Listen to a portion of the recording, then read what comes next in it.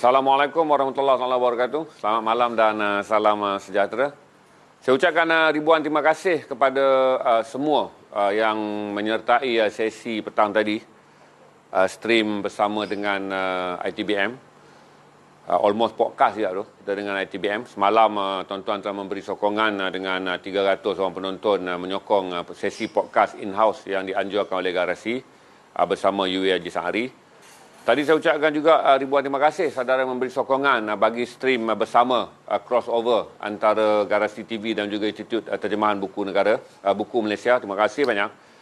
Kerana angka itu membuktikan bahawa saudara memberi komitmen yang serius untuk melihat perkembangan perfilman, perkembangan perbukuan, sastra, bahasa dan dunia seni ini. Saya ucap terima kasih walaupun dalam bulan Mac ni angka tontonan kita tidaklah begitu baik seperti bulan-bulan yang dulu. Saya faham kita akan ada turun naik tontonan dan ini kita alami, saya boleh anggap sebagai kitaran tetap setiap 3 bulan sekali. Kita akan mengalami masalah viewer menurun. Tapi okey, tak apa, saya terima tuan-tuan share je macam mana pun. Usahakan untuk share kerana malam ni kita tak ada editorial yang panjang. Saya nak pergi pada Q&A je kerana saya lebih bersifat kali ini nak sediakan ruang supaya saya mendengar pula apa yang saudara ingin tanyakan. Admin akan ambil soalan je, saya akan jawab. Cuma jangan tanya saya tentang politik parti, jangan tanya saya tentang hal-hal yang tak memberi manfaat ataupun hal-hal yang saudara boleh dapat di tempat-tempat yang saudara rasa streamernya lebih kepada streamer politik. Tapi kalau saudara nak berkongsi isu semasa, boleh je. Kalau benda tu saya tahu, saya akan jawab. Kalau tak tahu, saya akan kata wallahu a'lam, saya tak tahu. Ini pertama kali saya akan buka sesi ini dengan memberi ruang kepada saudara untuk bertanya. Kita pun tak banyak barang nak up. Kita akan ada 45 minit untuk sesi Q&A. Kerana saudara dah ikut banyak perkembangan, jadi saya nak sediakan sedikit ruang untuk mendapat pula apa yang saudara fikirkan, apa yang saudara rasa saudara ingin tanyakan. Kita belanja semua je. Kalau jeans, jangan tanya saya tentang teknikal. Saya nak tanya, nak sahkan BE pack, nak sahkan button, nak sahkan benang, nak sahkan jahitan bertindan, nak sahkan keluaran tahun bila, tu bukan dalam pengetahuan saya. Saya minta maaf lah. Tapi kalau saudara nak tahu hal-hal yang lain, saya tak ada masalah. Share dan nanti bila ada angka, admin akan pilih soalan-soalan yang relevan. Kita boleh cross saja kalau saudara nak tahu perkembangan domestik, saudara nak tahu sedikit perkembangan antarabangsa, kalaulah saya tahu, saya akan jawab. Ramai orang yang nampak, saya satu suka tuan-tuan bila stream dengan saudara. Saya rasa ramai orang yang concern tentang banyak benda. Dia di luar jangkaan saya ketika saya memulakan Garasi sebagai saluran untuk menjual barangan terpakai. Walaupun Garasi melalui perkembangan yang agak pantas, daripada 2,300 kita telah mencapai lebih 80,000 dalam tempoh 8 bulan. Tapi akhirnya saya gembira walaupun dalam beberapa keadaan kita hanya menerima tontonan sekitar 300-400. Saya pun dah ada banyak pengajaran tuan-tuan. Saya tahu bagaimana nak mendapatkan tontonan 2,000 tetapi tidak berkualiti. Tapi saya lebih bergembira, saya kalau mempunyai angka 400 penonton yang berkualiti, yang mahu berkongsi bahawa dalam banyak ruang hidup kita, kita berkongsi sesuatu untuk mencetuskan kekayaan fikiran, minda kita. Dan saya memang seorang yang, saya lebih terarah untuk melihat hal-hal yang membabitkan tentang Islam, tentang orang Melayu, tentang keupayaan kita, tentang daya saing. Macam mana saya sebut tadi dalam kenapa industri perbukuan kita gagal. Bukan buku gagal, bukan penulis gagal. Tapi yang gagal adalah pentadbir sastra. Bukan masyarakat kita malas membaca, tetapi masyarakat kita tidak diberi ruang untuk mengenal apa itu buku dan apa itu kelebihan setiap buku yang dicetak untuk dibaca. Saya berkongsi banyak benda dan saya ucap terima kasih kerana setiap kali saya membaca komen-komen yang dimuat naik apabila kita ada sesi diskusi ilmiah. Kandungan dia sangat tinggi, menggambarkan saudara mempunyai komitmen, kesedaran dan saudara mempunyai keprihatinan yang sangat tinggi. Walaupun semalam kita bercakap pasal filem, tadi perbukuan saya baca banyak orang memberi komen-komen yang saya rasa luar biasa kerana saya tahu saudara semua bukan orang buku. Saudara bukan datang daripada golongan orang sastra dan orang bahasa. Malah kalau kita bandingkan tadi, di platform ITBM sendiri tontonannya adalah 10 kali ganda lebih rendah daripada platform Garasi. Berarti dia buat saya termenung tadi di dalam bilik yang memikirkan macam mana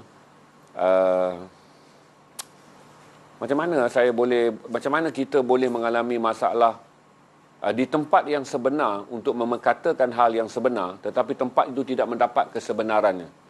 Dan akhirnya di platform yang orang bercakap tentang barangan terpakai, kita bercakap tentang barangan second hand, kita bercakap tentang fashion, tentang jeans, kita terlibat untuk berdiskusi secara serius tentang konflik yang dialami oleh negara, tentang konflik yang dialami oleh bangsa kita, tentang cabaran-cabaran yang dialami oleh Islam, tentang orang Melayu, tentang filem, tentang budaya, tentang sastra. Saudara sangat concern. Tu saya rasa proud lah, saya rasa bangga lah memiliki saudara sebagai rakan streamer saya. Kerana setiap kali saya bawa, sekarang ni tuan-tuan, banyak orang nak collab stream dengan Garasi. Bukan kerana saya, mereka nak collab kerana mereka berasa gembira kerana setiap kali collab di Garasi, mereka boleh mendapat penonton yang mereka tak sangka. Satu adalah mereka tak sangka dari segi profil saudara-saudara semua yang mengikuti Garasi. Mereka hairan kenapa profil-profil yang ada dalam Garasi TV sangat concern tentang buku tapi tidak berada dalam komuniti buku. Profil yang sangat concern tentang hal-hal yang berkaitan dengan perkembangan bahasa, seni dan apa, tapi saudara tidak berada di platform yang sebenarnya bercakap tentang hal tersebut. Jadi ramai nak kolaborasi. Cuma saya dah buat keputusan bahawa saya tidak akan jadikan Garasi sebuah platform establishment. Saya nak kekalkan dia sebagai platform marhain, low profile. Saya tak mau terikat dengan establishment. Saya memilih untuk mengasingkan Garasi daripada mainstream. Walaupun saya bercakap tentang mainstream buku, tapi saya tidak mahu mengheret Garasi berada dalam mainstream buku. Kerana saya fikir kata originality ataupun organiknya kualiti yang saya miliki daripada saudara sebagai rakan Garasi adalah kualiti yang kalau kita buat analisis dan kita buat kajian, originality yang tuan-tuan miliki adalah originality yang tak mungkin kita dapat di tempat-tempat yang lain. Saya ucap terima kasih banyak-banyak pada saudara kerana saya berbangga mempunyai saudara dalam rakan Garasi. Saya benar-benar terharu kerana di banyak tempat orang memproklamasikan platform mereka sebagai platform bahasa, buku dan bangsa. Tapi mereka tidak bercakap tentang apa yang sepatutnya mereka bualkan di kalangan pengikut mereka. Dan tadi saya kata adalah tentang isu perbukuan. Bayangkanlah komuniti buku hanya memberi sokongan 25 tontonan di platform perbukuan. Tapi tuan-tuan yang datang daripada platform yang kita so-called bundle ni memberi 250 nilai tontonan. Itu 10 kali ganda lebih besar angkanya. Kebetulan pula angkanya tu agak back to back dia punya kayu ukur. 10 kali ganda lebih tinggi. Saya ucap terima kasih lah. Semalam pun Abang Wei pun terkejut apabila tuan-tuan memainkan peranan walaupun dia bercakap tentang filem di platform orang main bandar. Terima kasih banyak. Saya berbangga memiliki saudara semua. Walaupun 9 bulan saya buat stream. Dia mematikan cita-cita saya untuk kembali bekerja dalam bidang saya. Kerana bidang profesional saya adalah bidang yang bersangkut dengan pentadbiran perkembangan mengenai media. Tapi dia membuatkan saya rasa macam saya lebih seronok stream di sini sambil berniaga. Berniaga boleh menampung pendapatan saya sebagai seorang profesional. Dan waktu yang sama dia memberi lebih ruang kepada saya meningkatkan kualiti komunikasi profesional saya dengan tuan-tuan tanpa kekangan institusi yang selalunya akan menjadikan saya mempunyai ikatan terikat tangan kanan kerana so and so, terikat tangan kiri kerana so and so. Lidah saya menjadi lebih pendek apabila saya berada dalam organisasi. Fikiran saya menjadi lebih cetek bila saya berada dalam organisasi. Tapi dengan tuan-tuan saya berasa kata saya tidak pernah melalui hidup dalam tempoh 26 tahun bekerja dengan berasa bahawa setiap perkataan itu berguna untuk dipercakapkan kecuali apabila saya berdepan dengan tuan-tuan setiap kali saya stream. Itu satu yang menyentuh perasaan saya bahawa saya merasa kehidupan manusiawi saya. Saya dapat merasa bahawa saya bekerja secara profesional sebagai joki bandel, tetapi saya menikmati kehidupan manusiawi saya dalam bidang yang saya anggap, saya dah boleh anggap kerja joki saya sebagai kerja profesional. Dan saya berbangga kerana saya punya tuan-tuan yang sebenarnya boleh memberikan bukti kepada saya bahawa establishment tidak memiliki kualiti pengikut seperti mana saya memiliki saudara sebagai rakan Garasi TV. Malam ni kita bincang je tuan-tuan. Jangan marahlah, kadang-kadang orang takut nak tanya soalan. Dia takut soalan dia tu Skoda saya naik angin. Tuan-tuan pun tahu kadang-kadang tuan-tuan tanya soalan Skoda saya akan melenting. Saya bukan apa, saya nak biasakan saudara berfikir terlebih dulu sebelum saudara suruh saya berfikir. Maksudnya bila saudara tanya soalan, saya kena fikir. Tapi kalau saudara tanya soalan yang saudara tak berfikir, 2 kali penat lah. Orang yang tak berfikir penat. Penat kenapa tahu? Kerana soalan tu tak berkualiti. Orang yang nak menjawabnya pun penat kerana dia terpaksa mengkualitikan jawapan bagi soalan yang tak berkualiti. Saya buka je ni, kita belanja je hari ni untuk tuan-tuan tanya. Soalan pertama dah banyak. Satu isu. Korea Utara putuskan hubungan diplomatik dengan Malaysia. Okey, orang bertanya tentang Korea Utara dan memutuskan hubungan diplomatik dengan Malaysia. Kes dia agak jarang, tak pernah berlaku dalam sejarah. Walaupun Korea Utara berada di dalam blok komunis yang panjang. Okey, saya beritahu kata sebelum berlaku kes Kim Jong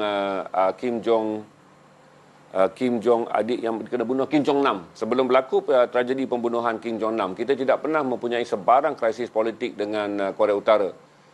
Tak pernah pun kita ada domestic issue yang kita terpaksa bercakap Korea Utara dalam isu Malaysia. Kerana dia adalah sebuah negara yang kita kenali sebagai komunis yang disokong dan dilindungi oleh China. Tetapi kita hanya belajar tentang Korea Utara kerana dalam main bandar ni tuan-tuan, kita belajar Korea Utara satu je. Kita nak cari tentang Korean War, barangan yang ditinggalkan oleh Korean War dalam perang 1949 hingga perang 1951. Yang satu lagi item yang kalau kita nak bincangkan tak banyak kita dapat, yang selalu saya panggil item garisan 39 darjah. Dia ada satu term lah, kalau barang tu banyak saya jumpa dalam garasi, saya akan perkenalkan ini barang garisan 39 darjah, iaitu merujuk kepada perang yang paling kompleksiti dalam sejarah Korea Utara pada tahun 1949 hingga tahun 1951, iaitu merebut satu garisan yang sekarang ni menjadi garisan pemisah sempadan, garisan 39 darjah yang memisahkan Korea Utara dan Korea Selatan. Sama ada kita memutuskan hubungan dengan Korea Utara, dia tidak memberi apa-apa impak. Kita meneruskan hubungan dengan Korea Utara juga tidak mempunyai apa-apa impak. Untuk pengetahuan saudara, kita hanya ada satu je kontrak yang kita tanda tangani dengan Korea Utara. Dan kemudian kontrak itu terbatal sekarang bila hubungan diplomatik renggang.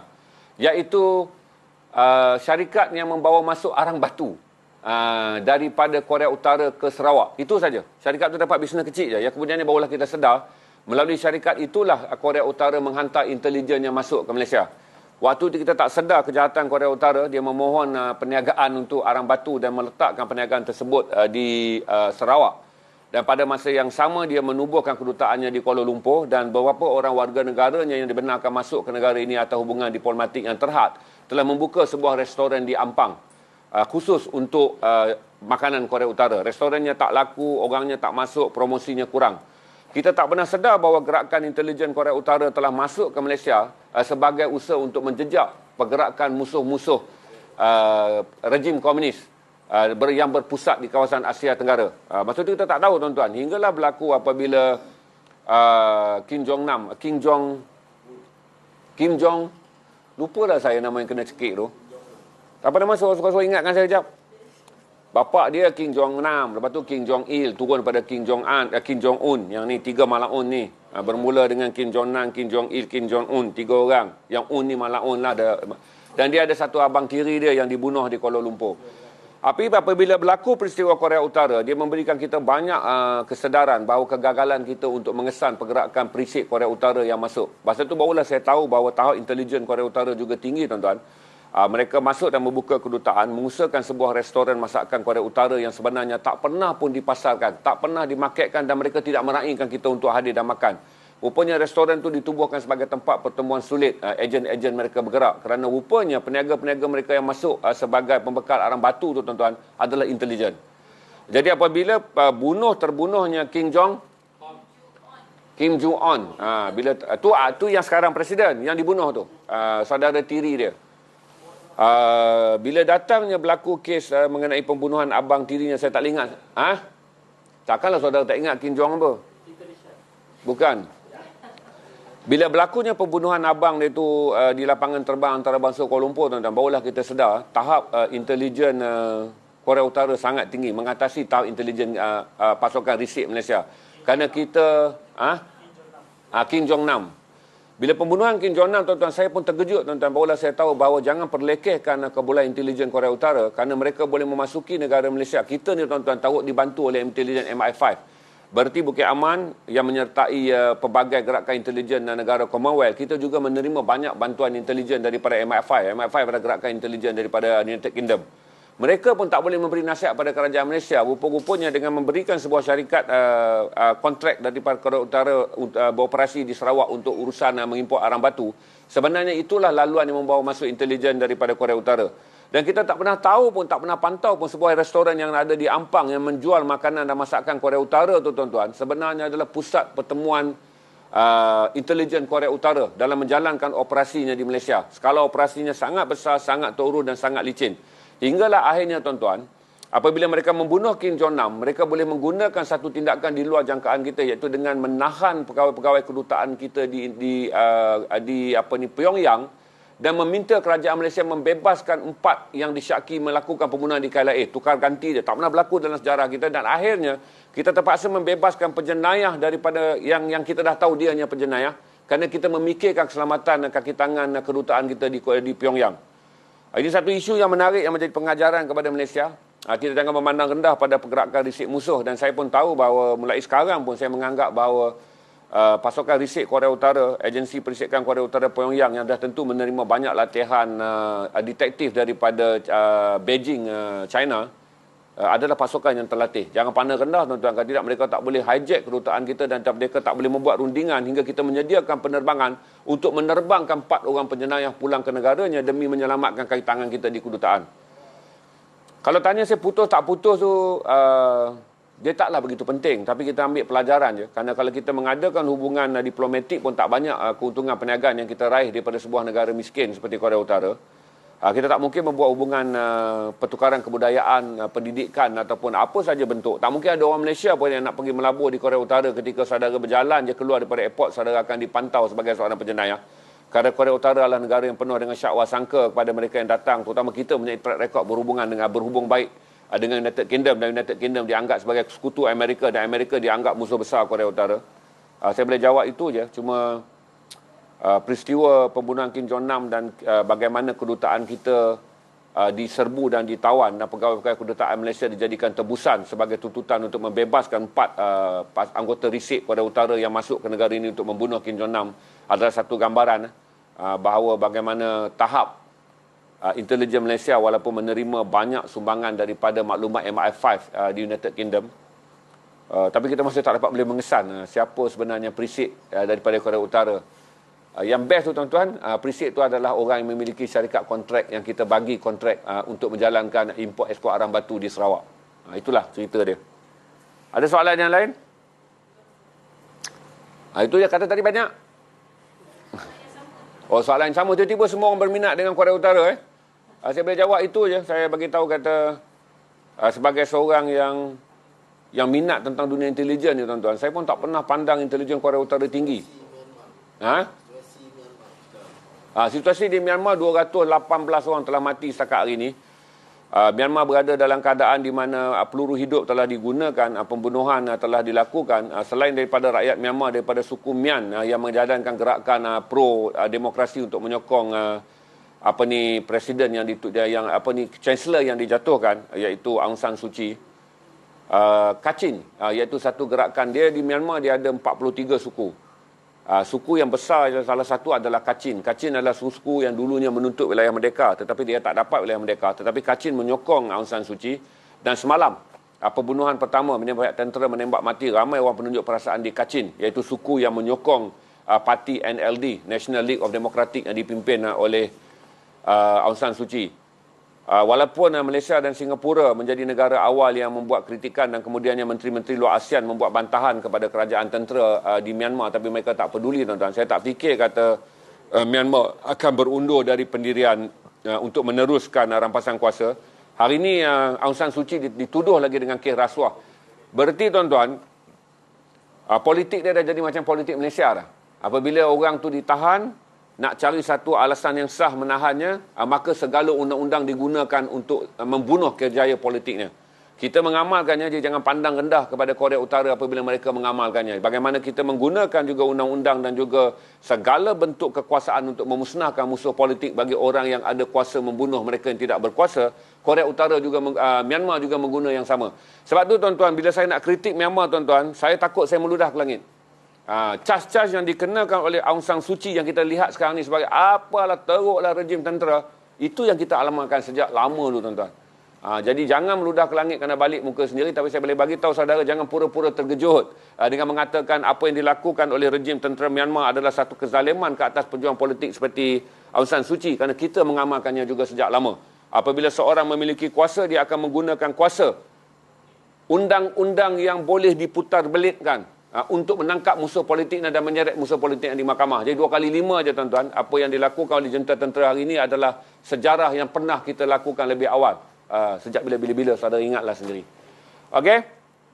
Myanmar berada dalam keadaan yang macam tu. Saya dengar, baru ni saya dengar beberapa laporan terutama daripada Nikkei. Saya selalu anjurkan saudara melanggan Nikkei. Langganlah Nikkei tuan-tuan, $1 je seminggu. Nanti dah bosan, tutup je. Tapi saya rasa bila saudara langgan sekali, saudara tak akan berhenti daripada membaca Nikkei. Kerana Nikkei adalah sebuah portal berita berbahasa Inggeris yang beroperasi daripada Tokyo, yang kandungan beritanya sangat bagus. Saya dibesarkan sekarang dalam tempoh usia berambut uban ni dengan Nikkei. Kalau dulu saya taksub kepada Associated Press yang beroperasi daripada Paris, sebuah agensi berita milik Perancis yang berbahasa Inggeris. Tapi sekarang bacaan utama saya adalah Nikkei. Selepas saya meninggalkan The China Morning Post. Kerana China Morning Post telah pun, dulunya China Morning Post adalah milik Jack Ma. Apabila Jack Ma bermusuh dengan kerajaan Beijing dan Jack Ma kini disenyapkan, saya tak tahu sama ada dia ditahan atau dia diarah untuk berdiam diri. The China Morning Post tidak lagi menjadi akhbar yang seronok untuk dibaca. Jadi saya berpindah ke Nikkei. Kalau saudara baca saja laporan daripada Nikkei, Nikkei mengesahkan bahawa George Soros ataupun New World Order yang dulunya menyokong gerakan jalanan di Malaysia, kini telah dibuktikan memulakan operasi mereka daripada luar Myanmar untuk menghantar bantuan bekal kewangan dan juga cerdik pandai untuk menggerakkan reformasi jalanan. Berarti Myanmar kini terpaksa berdepan seperti mana Syria berdepan dengan gerakan revolusi Seda, seperti mana Syria, seperti mana Maghribi, Tunisia dan juga Libya berdepan dengan campur tangan Soros melalui revolusi Seda yang menyebabkan banyak jatuhnya kerajaan Islam yang tidak disukai oleh Barat. Bagaimana sampai sekarang Syria ditinggalkan sebagai sebuah negara yang penuh dengan krisis setelah Barat datang dengan New World Order dan memusnahkannya. Sebagaimana Iraq, rakyat Iraq dihasut untuk menentang Saddam Hussein. Setelah Saddam Hussein jatuh, New World Order yang disokong oleh Soros membiarkannya. Nikkei melaporkan bahawa ada ura-ura dan bukti yang jelas untuk menggambarkan bahawa gerakan jalanan di Myanmar sekarang disokong secara kewangan oleh George Soros dan juga New World Order. Itu yang saya boleh sahkan kepada saudara. Kalau saudara melanggan Nikkei, saudara akan dapat membacanya dengan lebih detail dan terperinci. Okey? Kartel dalam PDRM. Kerana Ketua Polis Negara dengan wawancara Tan Sri Johan. Nanti kita buat Tan Sri Johan, dia recap balik lah. Saya fikir adalah berita yang mengejutkan, tuan-tuan. Berarti saya tahu banyak juga tentang polis ni. Sebab saya tahu banyak tentang polis apabila saya menjadi wartawan edisi siasat. Walaupun saya adalah penerbit kecil di dalam program edisi siasat. Tapi kerana edisi siasat ni selama 4 tahun, dia sentiasa berkelahi dengan polis. Jadi saya terdedah banyak internal linking dengan polis ni.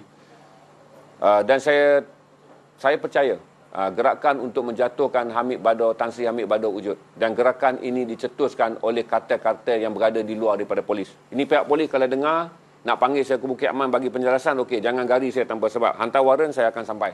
Ini dah pandangan saya dan saya berhak menyampaikan pandangan saya berdasarkan perkara 8, 10 dan juga 11 dalam perlembagaan. Saya percaya kartel ini wujud, dan saya percaya gerakan menjatuhkan Tan Sri Hamid Bador diunjurkan oleh mereka yang memiliki kepentingan untuk menjadikan negara ini sebuah negara jenayah.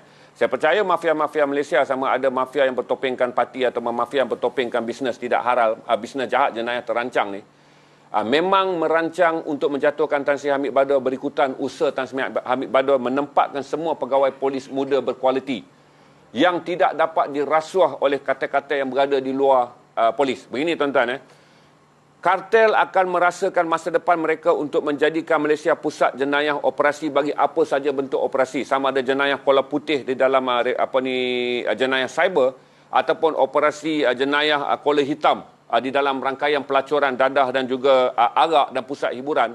Tidak gembira kerana Tan Sri Hamid Bador kelihatannya akan pencen dengan menempatkan semua pegawai polis yang jujur untuk mengetahui operasi-operasi penting komponen polis, sama ada di negeri dengan pelantikan dengan pelantikan Datuk Ayub Khan Maidin Piche, dan kemudian menantik pula Nik Izani sebagai Ketua Jabatan Siasatan Jenayah Selangor, sebagai langkah untuk meletakkan Nik Izani sebagai Ketua Polis Selangor pada bila-bila masa, telah menakutkan kartel-kartel jahat yang berada di luar polis. Maka kartel-kartel jahat ni sekarang sedang membeli anggota-anggota polis yang berpangkat kanan di dalam polis untuk melancarkan operasi menjatuhkan Tan Sri Hamid Bador bagi memastikan PDRM tidak dikuasai oleh orang-orang yang akan melaksanakan undang-undang yang betul. Saya yakin bahawa apa yang disebut Tan Sri Hamid Bador adalah benar. Dia bukan seorang yang bermulut celupa. Dia seorang yang berfikir sebelum bercakap, dan dia mempunyai reputasi yang luar biasa sebagai Ketua Polis Negara. Dan saya percaya bahawa sekarang bahawa tangan-tangan jahat yang datang daripada kartel-kartel jenayah politik dan kartel-kartel jenayah kolor hitam dan jenayah kolor putih sedang mengganggu dan menjalankan reformasi untuk menghasut anggota polis daripada dalam untuk menjatuhkan apa yang dipanggil sebagai pasukan Hamid Bador yang datang dengan pastikan undang-undang dan polis menjalankan kerjanya dengan mengikut undang-undang dan menangkap semua jenis penjenayah sebagai sesuatu yang menakutkan. Saya berani jamin tuan-tuan, apa yang dicakap Tan Sri Hamid Bador adalah benar. Okey, itu jawapan saya. Okey. Ada nak tahu, dulu Tuan Haji pernah bercerita tentang jemaah Baiyah. Ada di kalangan ahli keluarga yang dulu pernah masuk sebagai ahli Baiyah. Kenapa Tuan Haji tak sambung ataupun tak? Saya tak akan jawab soalan tu tuan-tuan. Sensitif tuan-tuan. Kenapa saya tak sensitif. Sensitif. Panjang cerita dia. Bapak saya orang 13 Mei. Tuan-tuan, takkanlah saya nak cerita balik sampai 13 Mei. Bapak saya bertetap. Tuan-tuan, tak masuk akal lah. Nak cerita parang warisan dalam keluarga saya tak masuk akal. Saya tak akan komen. No comment kerana saya seorang je yang menjadi orang biasa-biasaan je. Okay? Saya menjadi orang biasa-biasaan je. Saya tak akan komen soalan tu. Saya tak akan komen. Dia akan boleh menitiskan, saya menitiskan air mata. Macam itulah, kalau saya komen, saya akan menitiskan air mata kerana saya melihat bapak saya orang 13 Mei dan bapak saya adalah orang yang menjadi generasi awal berjuang dalam gerakan ni, dan kemudian bapak saya meninggal. Sebelum dia meninggal, dia call saya, suruh saya menyertainya. Tapi kali ke berapa puluh pun sampailah bapak saya menghembuskan nafasnya kira 45 minit selepas dia telefon saya tetap mengatakan tidak. Itu je. Saya takkan cakap macam soalan lain lah. Soalan sepak takraw ke soalan badminton ni, bergu badminton Malaysia bertanding All England ni, boleh menang pingat ke tidak ni, M Taniyah ni yang mencipta kejutan kerana menjuarai kejuaraan terbuka Switzerland. Sekarang saya sedang tunggu keputusan mereka bersaing di All England kerana kebetulan pula semua pasukan Indonesia tidak dibenarkan menyertai kerana mereka diisolasi. Kerana pada pasukan Indonesia melalui Nasib Air Malang, kerana dalam kapal terbang mereka ada satu kes positif, seluruh pemain Indonesia yang berada dalam penerbangan itu tidak dibenarkan menyertai All England. Itu je. Itu lebih penting daripada menjawab soalan tentang tu. Yang lain? Okey. Kalau tak ada apa-apa, saya akan beritahu kita ada berapa orang 6. Alhamdulillah, sistem kita menjadi lebih baik hari ini kerana jarang kita dapat cecah 600 orang. Alhamdulillah, Liverpool lah, saya mengakui, saya surrender. Kata Liverpool adalah pasukan yang teruk pada tahun ni. Saya surrender, tapi dia tidak mengubah semangat saya bahawa saya adalah darah sejati di belah darah. Selepas darah Islam, darah Melayu. Selepas darah Melayu, darah Liverpool. 3 darah saja yang ada dalam diri saya. Dan saya tahu ini adalah tahun yang kami terpaksa kembali bangkit seperti mana tahun 90-an dan awal 2000-an, merangkak dan membina semula pasukan. Dan tak mungkin kami mendapat pasukan yang seperti musim 2019 dan 2020. Kerana kalau saya tengok daripada prestasi Liverpool yang ada sekarang, dia memerlukan 2 ke 3 tahun untuk membina semula pasukan. Kerana satu adalah Liverpool terpaksa melepaskan banyak pemain yang berumur. Liverpool terpaksa melihat semula prestasi pemain-pemain mudanya yang tak dapat konsisten daripada musim ke musim. Kalau saudara lihat kedua-dua Robertson dan juga Arnold, kita nampak prestasinya hanyalah dianggap sebagai pemain terbaik semusim sahaja. Kerana pada musim lalu mereka bermain dengan baik dan pada musim ini menjadi sangat buruk. Saya juga sampai ke tahap berbincang dengan anak saya apakah Liverpool perlu menukar coachnya. Kerana saya fikir bahawa apabila Liverpool berada dalam keadaan sekarang, terutama apabila saya lihat perlawanan-perlawanan dengan pasukan yang lebih kecil, saya fikir Liverpool mungkin juga terpaksa berfikir untuk menukar coachnya. Dan saya fikir kata sekiranya Atletico Madrid ingin melepaskan coachnya, adalah terbaik Liverpool mendapat coach Atletico Madrid untuk saya fikir kata corak permainan yang diamalkan Klopp telah menjadi klasikal football lah untuk bola sepak moden sekarang. Tapi kita tunggu tahun depan kalau ada perubahan. Tapi saya tak percaya kata prestasi tahun ini buruk kerana kecederaan Van Dijk. Prestasi tahun ini keseluruhannya buruk kerana Klopp gagal menyediakan 11 pemain utama. Terlampau banyak bermain dengan whole ball, di mana bola sepak moden tidak lagi relevan untuk anda menjadi pasukan yang menguasai bola tetapi tidak menjaringkan gol. Itu saja saya boleh komen. Saya mengaku tahun ini Liverpool agak serik kerana saya masih lagi hanya setakat berharap berada dalam top 4. Tetapi dalam keadaan prestasi Leicester, Chelsea setelah diambil alih oleh Tuchel, berada dalam prestasi yang sangat baik. Berarti saya fikir agak sukar bagi Liverpool sekalipun untuk bersaing dengan West Ham dan juga Everton. Dan kita juga bergantung pada 2 keputusan Aston Villa. Kalau Aston Villa menang 2 lagi keputusan, Liverpool akan serik untuk mencapai walaupun tempat yang ke-6 bagi mendapat tiket beraksi dalam Liga Eropah. Itu aja. Okey, kalau tak ada apa, malam ni saya akan naikkan denim. Tapi saya boleh ada masa lagi nak belanja saudara, apa-apa yang saudara nak tanya. Jarang kita capai 600, nampak tiba-tiba saya terkejut malam ni kita capai 600. Saudara kembali, terima kasih banyak pada anda semua yang kembali. Tapi saya boleh... Ya, Nasir Jani adalah guru saya. Saya sampai ke Kuala Lumpur bawa beg besar tuan-tuan, lari dari rumah nak jadi seniman. Dia lah orang yang pertama saya bekerja. Saya bekerja dengan dia sebagai kru filem, dia mengajar saya banyak benda. Saya sempat bekerja 1 filem dan lebih kurang dalam 9 drama dengan dia. Lepas tu barulah saya ke universiti. Saya menganggap dia sebagai guru saya, abang saya, bapak saya. Saya menumpang tidur, makan, minum di rumah dia. Sekarang dia di Melaka, jadi kita kena tunggu PKP habis baru kita boleh communicate dengan dia. Saya tak ada masalah untuk bawa Nasir Jani dan bertanya di other side. Kerana banyak saudara nak tahu apa yang berlaku pada era 80-an, apa yang menyebabkan Nasir Jani menjadi the angry young man, apa yang berlaku dalam apa yang disebut sebagai tangkapan ketika dia berada di rumah. Kenapa dia diboykot, kenapa dia disenarai hitamkan, apakah sebaliknya berada di sebalik permusuhan dia dengan arwah Menteri Penerangan waktu tu, Datuk Muhammad Rahmat. Kita pun nak tahu semua benda tu. Benda tu boleh dibuatkan sekarang, dia adalah sejarah yang telah berlalu hampir 30 tahun. Saya kenal Nasir secara peribadi, saya tidur di rumah dia, makan minum di rumah dia, dia bagi saya duit, saya isap okok Marlboro, curi okok Marlboro dia kalau dia tidur, kotak okok dia tinggal dekat luar. Dia mengajar saya pertama mendengar band Grand Funk Railroad kerana dia sangat dia pelik tuan-tuan. Dia band yang dia minat adalah Ron Speedwagon dan juga Grand Funk Railroad. Dia ajar saya dengar muzik tu. Nanti saya akan bawa, tak ada masalah, saya dengan dia boleh tanya apa soalan je, uncensored sebab hubungan saya dengan dia daripada saya hingus belum kering tuan-tuan. Saya pergi dan tidur makan di rumah dia ketika kalau saya jadi kru dia untuk drama atau filem yang dia arah, saya akan tidur dan makan di rumah dia. Saya banyak berhutang budi dengan dia tu, orang yang budiman tu, walaupun kalau saudara tengok daripada Google, saudara Google semua cerita tentang dia buruk. Tapi kalau saya interview dia, saya boleh cerita dan saudara akan boleh mendengar dia adalah seorang lelaki yang budiman, yang banyak cerita-cerita dia tentang bangsa, tentang negara ni. Cuma dia seorang yang sangat mewarisi the angry young man. Masa-masa sukar, ketika tu tak ada banyak orang muda yang menyokong orang muda, jadi dia bersendirian. Tapi dia meninggalkan banyak impak kerja seni yang besar. Kalau saudara ingat hanyalah Kembara Seniman Jalanan yang Abang Pian berlakon. Tapi banyak drama-drama dia saya boleh cerita dengan detail, tapi saudara tak dapat melihatnya. Nama Kushima, Mencari Rantai Yang Hilang, itu adalah drama-drama yang saya bekerja dengan dia. Funfair. Tapi sayang drama-drama tak boleh ditayang semula dan saudara tak boleh mencarinya. Tapi itu drama-drama yang mewakili period drama-drama Melayu yang punya reformasi pemikiran yang sangat besar. Itu drama-drama saya bekerja dengan dia, kaset. Itu drama-drama yang dia arahkan memang luar biasa. Paling hebat adalah Funfair, sebuah drama dia yang sangat luar biasa yang dihasilkan pada era penghujung 80-an. InsyaAllah saya akan bawa dia bila perintah rentas sempadan, sebab saya okey je untuk belanja dia tiket terbang ke apa ke untuk dia datang, sebab dia seperti abang saya. Tapi kita tak boleh nak rentas sempadan kerana dia di Melaka dan garasi di Gombak. Okey, ada soalan yang lain? Syarif Kadir anytime saya boleh panggil dia tuan-tuan. Okey je untuk panggil Syarif Kadir, terutama untuk berbincang tentang hal polis ni. Syarif lagi dah banyak tuan-tuan. Saya kalau tahu spender polis, Syarif tahu bulu telurnya. Sebab dia memang hidup dalam dunia tu lama. Kalau kita tanya tentang, saya hujahkan sikit kalau kita tanya Syarif Kadir pandangan dia tentang konspirasi menjatuhkan polis. Tuan-tuan tengok status dia dekat FB dia. Dia pun dah naik status. Bukan benda baru. Saya cerita gini tuan-tuan, sedikit pengalaman lah, masa dah ada. Macam mana duitnya. Saya jadi penerbit edisi siasat.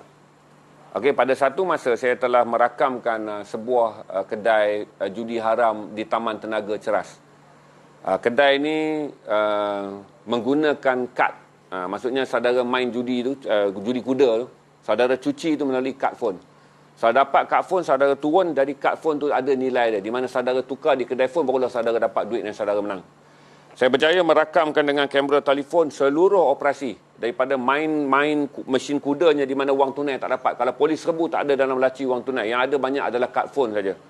SIM card phone tu, kad top up phone je. Dan kemudian saya dapat rakam sampailah kad top up phone tu ditukar di kedai phone. Di mana daripada situlah pergerakan tunai berlaku yang jaraknya jauh daripada pusat yang menjalankan mesin kuda. Skandal ni semua orang tahu tuan-tuan. Tapi bila saya siarkan, jadi iklannya keluar hari Selasa. Saksikan Edi Siasat membongkar pusat operasi judi yang terkenal di Ceras dan bagaimana kad phone tu tuan-tuan mencurigakan kita sebab dia membabitkan syarikat telco. Macam mana syarikat telco tak boleh detect pergerakan kad phone tu yang sebenarnya digunakan untuk tujuan kewangan. Dia hantarnya satu budak datang oleh kerana office saya ada dispatch kan. Jadi pandai ni. Cina-Cina yang menjalankan operasi gangster jenayah terhalang, jenayah terancang ni pandai. Dia pergi kepada dispatch sebab dia dah ada network. Cari dispatch NTV7. Dia dapatlah satu dispatch. Jadi dispatch yang jadi broker gangster ni, dapatlah dispatch NTV7. Maka dia aturkan pertemuan. Dispatch ni kata, Cina ni nak jumpa dengan saya. Taiko je lah. Tapi bila saya jumpa, muda tuan-tuan, 28 tahun umur dia. Pertemuan itu adalah pada tahun 2002. Saya jumpa dia, saya turun, dia datang jumpa saya di restoran Ali Maju. Glen Mary, Shah Alam. Dia offer saya RM60,000. Drop saja story tu, dia kata, saya bayar you cash abang, RM60,000. Saya tak mau gaduh, saya bukan something, saya orang baik. Saya pun datang satu orang, tak ada bawa siapa. Dia cakap nak bayar saya RM60,000, saya drop story tu. Kerana story tu kalau saya dedahkan, dia membabitkan ibu pejabat daerah polis, dia menjabatkan IPK sekali. Kerana bagaimana sebuah operasi itu boleh berjalan dengan begitu terancang, walaupun telah dilaporkan. RM60,000 tuan. Saya kata kat dia, saya mula-mula jawab sebagai gangster, saya tak boleh angkat wang lah, nanti saya punya bos tahu. Macam ni lah tuan, saya atur satu tim tuan pergi cuti sana Phuket atau Bali tuan mau pergi, sana wang sudah tunggu. Maksudnya saya sampai sana duit RM60,000 dah lah saya dapat bercuti, wang telah tunggu. Sebab tu saya cerita, kedudukan sindiket sangat luar biasa. Kalau untuk memusnahkan satu story yang boleh mendedahkan mesin kuda yang hanya begitu hasilnya, mereka nak bayar saya tunai RM60,000, nak bawa saya dan seluruh edisi siasat tu, tim tu pergi bercuti di Phuket ataupun di Bali, kosnya dia tanggung. Tak boleh bayangkanlah berapa banyak juta wang yang mereka ada untuk memporak-porandakan PDRM. Syarikat dia akan lebih tahu benda ni sebab dia, kalau saya tahu spender, dia tahu bulu di balik spender. Sebab dia lama dengan polis-polis ni. Satu hari saya akan bawa dia, tak ada masalah. Sebab lama pun kita tak bawa dia. Cuma Syahril lately ni dia agak sibuk kerana dia juga bukan menulis saja, dia mengetuai pasukan video interview untuk Malaysia Gazette. Jadi dia busy kerana dia sentiasa ada banyak interview. Saya cuba dapat dia, kalau saudara nak demand je, saya akan bagi tahu, kata ni ada demand Ril, orang nak dengar kau bercakap. Dia akan datang. Saya bekerja dengan Syahril lama, 6 tahun kami bekerja bersama. Di mana dia bekerja dengan saya. Jadi dia adalah rakan sekerja. Tak ada apa-apa masalah. Kami sama-sama menubuhkan bilik berita TV Al Hijrah. Saya rasa kalau saya panggil datang dia tu, insyaAllah. Okey, yang lain?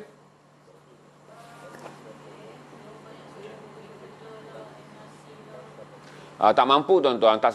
Bukan semua orang nak datang garasi ni. Orang-orang yang ada hubungan kawan dan rasa adik abang dengan saya je. Macam Pian, dia kenal saya lama. Kita berasa adik abang, dia datang. Macam saya panggil Tan Sri Johan, sebab kita ada rasa saya bekas kaki tangan kerja dengan dia lama. Kemudian walaupun tak bekerja, kami masih berkawan. Dia naklah datang. Jadi tak semua orang nak datang tuan-tuan. Taklah, sebab garasi ni tuan-tuan, alamat dalam Google pun tak ada. Kami kena tanda blok B. Waste tu kena tanda blok B. Orang kena turun blok B, kami kena turun bawah, lambai-lambai sini, garasi sini. Dia taklah semua orang saya boleh bawa. Dia pun kena ukur baju badan sendiri tuan-tuan. Saya duduk atas kerusi ni tuan-tuan. Siapa yang datang lama duduk atas kerusi sakit bontot, interview sejam, lepas tu kena desak soalan yang bukan-bukan daripada saya. Tak semua orang gembira untuk datang. Okey?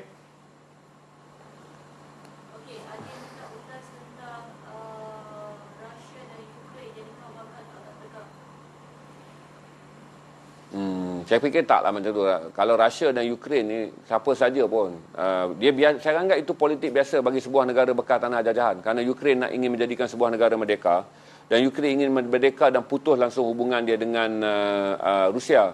Kerana saudara tahu, bila Ukraine merdeka, masalah dia adalah kerana pengkalan laut, Angkatan Laut Rusia dan juga beberapa kepentingan peluru berpandu Rusia berada dalam bumi Ukraine. Bila Ukraine dimerdekakan, Rusia masih lagi mempunyai tapak aset untuk angkatan lautnya di Crimea. Nama tempat tu Crimea, dan di Crimea itulah menjadi wilayah bergolak kerana bagaimana aset penting nuklear dan juga angkatan laut Rusia berada dalam bumi Ukraine. Ukraine tak mahu, dia nak merdeka berdaulat. Jadi Rusia masih lagi nak Ukraine menjadi negara proksi Rusia kerana Ukraine mempunyai kedudukan strategik, kerana di sanalah pertempatan kekuatan peluru berpandu dan juga armada laut angkatan laut Rusia berpusat. Itu je beza dia. Ukraine adalah bangsa yang asing, dia bukanlah bangsa Rusia. Jadi apabila Ukraine dimerdekakan oleh Rusia selepas jatuhnya komunis. Ukraine ingin menjadi merdeka sepenuhnya.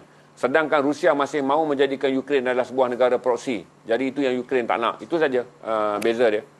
Saya jawab mudah je bahawa semua negara bekas jajahan Rusia tidak punya hubungan baik dengan Rusia kerana Rusia ingin mengekalkan mereka sebagai negara jajahan walaupun telah dimerdekakan. Okey? Ada yang minta cadangan untuk bahan bacaan bagi anak-anak remaja dalam anak especially. Okey. LBGT. LBGT. Itu? Terutamanya. Okey, bahan bacaan. Okey, saya bagi tahu pada saudara kata saya bagi tahu pada saudara kata waktu saya umur 18 tahun, hidup saya sangat sukar. Bukan sukar macam mana tuan-tuan? Saya ada dua pilihan je.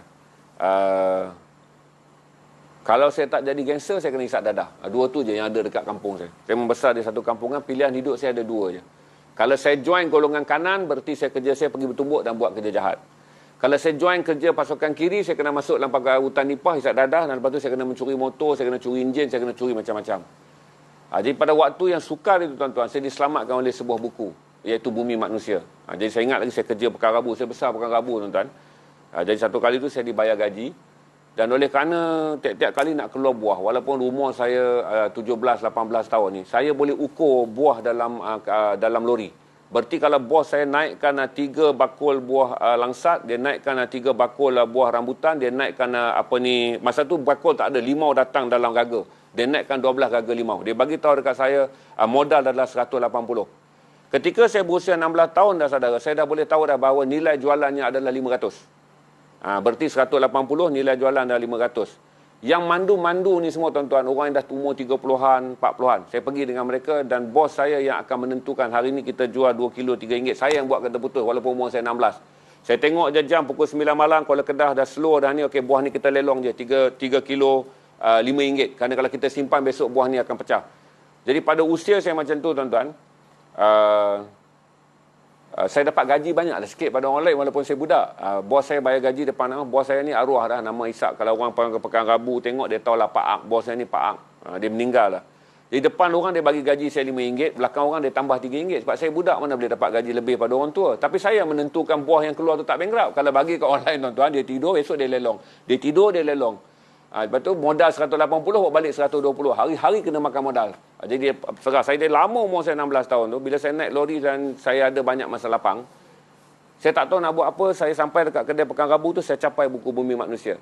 Karya Parmodia Anantator. Itulah buku yang saya baca. Bila saya baca tuan-tuan, buku tu lah menyebabkan saya datang ke Kuala Lumpur. Kerana saya baca buku tu, saya teringin nak menjadi watak utama dalam buku tu, Minka. Orang yang bersemangat, orang yang luar biasa. Jadi saya sampai sekarang tuan-tuan, bila hari-hari yang saya rasa saya putus asa, saya tak perlu baca buku tu dah sebab saya dah hafal. Jadi saya akan berfikir seperti Minka, banyakkan bersabar, tiada hari yang kamu... Dia kata dalam hidup Minka senang je. Pastikan dalam hari-harimu kamu tidak jangan kamu mimpikan hari-hari untuk menang, tapi pastikan setiap harimu kamu bertahan untuk tidak kalah. Sebab tu penulis dia tuan-tuan, 26 tahun ditahan di Pulau Buru, dia menulis 4 buah novel. Pramodia dalam hidup dia dipenjarakan oleh Soekarno sampai disambung oleh Soeharto selama 26 tahun. Tapi 26 tahun dia dipenjarakan, dia menulis 4 buah buku yang sekarang dunia iktiraf sebagai karya yang besar dan perlu dihormati oleh orang daripada Asia. Jadi saya ambil satu daripada buku tu, Bumi Manusia. Bumi Manusia pada waktu tu diharamkan di Indonesia. Bila diharamkan di Indonesia, Pramodia minta orang Malaysia terbitkan. Jadi saya dapat baca buku tu dalam edisi bahasa Malaysia ketika di Indonesia dia diharamkan. Itu buku pertama saya. Lepas tu saya buat keputusan, bungkus baju, bawa beg, datang Kuala Lumpur. Itu saya cerita bagaimana buku tu memberi kesan. Sampai sekarang tuan-tuan, kalau orang tanya, itulah buku yang terbaik untuk saya baca. Kalau kita nak latih anak-anak kita berihsan, melatih anak-anak kita kental, memahami orang miskin, minta anak kita baca buku. Kalau anak saudara bagus dalam bahasa Inggeris, bacalah buku Kamala Markandaya bertajuk Nectar in the Sieve. Dalam terjemahan dalam bahasa Malaysia susah nak cari, dah Dewan Bahasa tak reprint, bertajuk Madu dalam Saringan. Buku yang ditulis oleh seorang peguam kelahiran India, tapi dia pergi ke London. Apabila dia pergi ke London dan berkahwin dengan seorang lelaki kaya, dia tak dapat melupakan kemiskinan di India. Jadi dia menulis dalam bahasa Inggeris tentang kemiskinan di India. Dan buku itu bertajuk Nectar in the Sieve. bererti madu dalam saringan, terjemahan yang sama digunakan dalam bahasa Malaysia. Bila saya baca buku tu sampai sekarang tuan-tuan, saya mempunyai sifat ihsan pada orang. Bererti dalam banyak keadaan walaupun saya nak buat keputusan yang keras dan tegas, saya akan memastikan keputusan yang saya buat itu ada hak dia hingga tidak menjejaskan periuk nasib orang. Saya baca novel tu tiap-tiap tahun dan itulah novel yang saya baca, tak pernah saya baca saya tidak menangis. Jadi kadang-kadang dah tua-tua baca tuan-tuan, bini saya gelak. Kalau buka buku tu, sekejap lagi nangis lah tu. Saya tak pernah melalui, daripada saya baca, diperkenalkan buku tu umur saya 20-an, sekarang dah 54 dah tuan-tuan. Saya tak pernah melalui proses mengulang baca buku Madu Dalam Saringan atau Nectar in the Sieve ni tanpa menitiskan air mata. Kerana saya fikir itulah buku yang mengajar saya betapa dahsyatnya kemiskinan manusia. Walaupun buku itu telah memilih latarnya adalah latar di India, tapi dia relevan untuk dibaca. Dan yang ketiga, kalau saudara nak bagi anak saudara baca atau saudara nak baca untuk saudara merasa saudara mempunyai pemikiran yang lebih luas ataupun lebih terbuka, bacalah The Mass ataupun Kota yang Mencabar, Francisco Fernando Jose. Kalau bagus dalam bahasa Inggeris, terus baca aja The Mass, THEMASS. Pengarangnya adalah Francisco Fernando Jose, dia seorang Filipina, masih hidup, tua dah, seusia Datuk Seri A. Samad Said.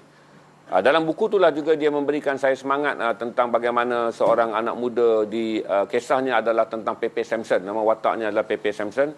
Seorang budak kampung yang datang sebagai seorang yang miskin. Dia memimpin revolusi pelajar untuk menjatuhkan Presiden Marcos. Bagaimana untuk mendapat dana dan teruskan hidup dia ketika dia mahu menjadikan Filipina sebagai sebuah negara yang baik. Cinta yang dia berikan pada seorang wanita, dia katakan, kalau kamu tanya berapa harga cinta yang aku berikan pada kamu, ia hanyalah sama seperti satu tin Coca-Cola dan semangkuk mi yang kamu belanja. Sebab dia katakan dia tak boleh memberi cinta yang lebih. Kerana aku perlu mencintaimu, dia miskin. Jadi dia tiap-tiap kali dia kata, jangan tanya aku betapa banyak aku cinta kamu. Bila perempuan tu tanya dia, aku hanya mencintaimu hanya untuk semangkuk mi dan satu tin Coke. Untuk bolehkan aku hidup dan keluar berjuang. Itu salah satu buku kisah cinta yang saya baca. Roman yang saya anggap paling indah lah. Di mana wanita itu tetap mencintai dia walaupun setiap kali dia tanya cinta dia. Lelaki itu jawab, kalau bukan kerana semangkuk mi, paling perempuan tu orang kaya. Perempuan tu adalah orang kaya. Jadi dia kata, selagi kamu bagikan aku semangkuk mi dan juga satu tin Coca-Cola, selagi itulah cinta aku akan ada pada kamu. Selebihnya, dia menggerakkan reformasi jalanan untuk menjatuhkan Presiden Marcos. Itu antara buku-buku yang saya baca yang bagus lah. Kalau saudara tanya, itu 3 buku luar negara yang saya suggest untuk saudara beli dan bagi anak-anak baca lah. Kalau tua-tua ada renta ni baca kan bersemangat, susah pula. Orang 50-an ni kalau dah berubah bersemangat, masalah tuan-tuan. Pergi ke jalanan buat hal nanti jadi susah. Bagilah anak-anak muda baca supaya terbuka minda dia. Kalau saudara nak baca pun kawal lah emosi, kerana buku-buku tu dia punya tingkat untuk melatih kita menyedari pentingnya bersikap kenegaraan dan bersikap kebangsaan tu tinggi. Baca slow-slow lah, man-man lah. Jangan besok baca saudara jadi pergi melawan Mahyudin pula, tak ada kena-mengena. Bacalah buku tu untuk faham saja bagaimana sebuah negara Filipina dibina oleh pelajar-pelajar yang memberi hidup mereka. Sebab Pepe Samson sepatutnya memilih untuk mengahwini gadis tersebut sebab gadis tu kaya. Tapi kata Pepe Samson, aku akan bercinta dengan kau selagi aku ni miskin. Sebab dia duduk universiti, mak dia tak boleh hantar duit, mak dia tukang jahit je. Dia nak berjuang di jalanan, dia nak memimpin gerakan reformasi menentang Marcos. Itulah kisah cinta yang paling unik. Di mana wanita tu mempertahankan juga cinta dia walaupun dia tahu bahawa lelaki itu mencintai dia kerana semangkuk mi dan juga satu botol tin Coke. Itu benda-benda yang menarik untuk dibaca. Saya itu banyak buku saya baca, tapi saya saja baca 3 tu je supaya tak bosan, sebab di dalamnya ada romans, iaitu cinta. Semangat sikit baca lah. Bumi manusia tak bosan sebab kisah cintanya banyak dalam tu. Tetapi perjuangan yang ditulis oleh Pramodia membuatkan saya sampai sekarang pun tuan-tuan, saya masih anggap kata Pran adalah dia actual writer, kerana dia berjuang dan dia juga menulis. Sebab tu bila dia ditahan 26 tahun di Pulau Buru, dia tak mati tuan-tuan. Masa ditahan tu lah dia novel tu dia tulis dengan tangan ketika dia dipenjarakan. Dia tulis dengan tangan. Tuan-tuan bayarlah 4 buah novel bersambung. Bumi Manusia, Anak Semua Bangsa, Jejak Langkah dan Rumah Kaca. Panjang, satu novel tebal tu dia menulis begitu panjang dalam tempoh 26 tahun dia ditahan. Dia keluar daripada penjara, manuskrip bertulis tangan tu dia nak cetak, kerajaan Indonesia tak pernah cetakkan dengan tuduhan masih ada unsur komunis dalam buku tu. Jadi buku tu kali pertama dibenarkan dicetak di Kuala Lumpur. Saya sempat baca lah waktu dia dikeluarkan sebagai edisi Malaysia. Lepas lama tu lah barulah buku tu dibenarkan dicetak di Indonesia.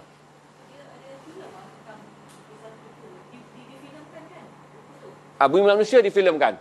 Bumi Manusia difilmkan. Saudara boleh menonton kan. Indonesia kan bagus negara dia. Semua buku besar dia filmkan. Bumi Manusia telah difilmkan. Menarik bila difilmkan kerana dia menggunakan aktor tu, saya lupa nama dia. Aktor tu juga adalah hero filem Dylan. Saya minat filem Dylan tu. Kerana filem Dylan lah saya mencari jaket jin lah latai corduroy. Saya tuan-tuan ada umur 50 waktu. 50 lebih dah menonton filem Dylan tu. Bila filem Dylan dibuat, saya boleh reyuh rendah pergi cawan-kawan. Kalau ada jumpa jaket jin leher corduroy hantar kat aku. Sebab budak yang menjadi hero dalam filem Dylan 1992 tu menggunakan jaket jin collar corduroy. Itu yang saya cari tu. Dia asal dan daripada filem tu lah dia di casting dan dia menjadi hero dalam filem Bumi Manusia. Itu je saya ingat share panjang dah ni. View berapa tu? Okay, 600 lebih. Saya tahu Alhamdulillah. Terima kasih. Kita lama tak cecah 600 lebih ni.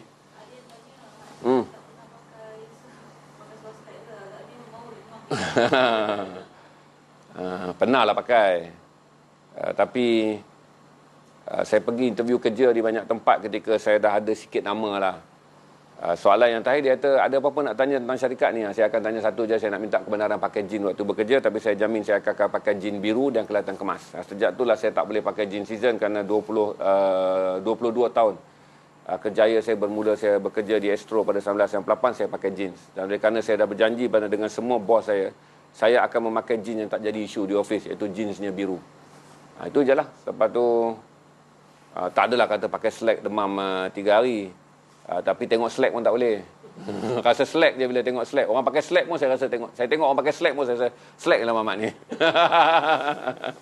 Okey, dah habis. Kita pergi kepada jualan denim. Hari ni saya belanja saudara 45 minit. Ha?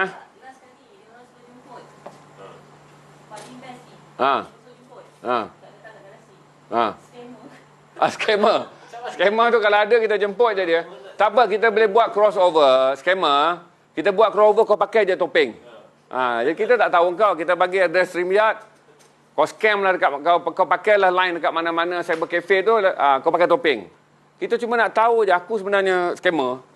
Aku kagum ketabahan kau. Aku anggap aku seorang yang tabah lah, anak orang miskin daripada Kedah.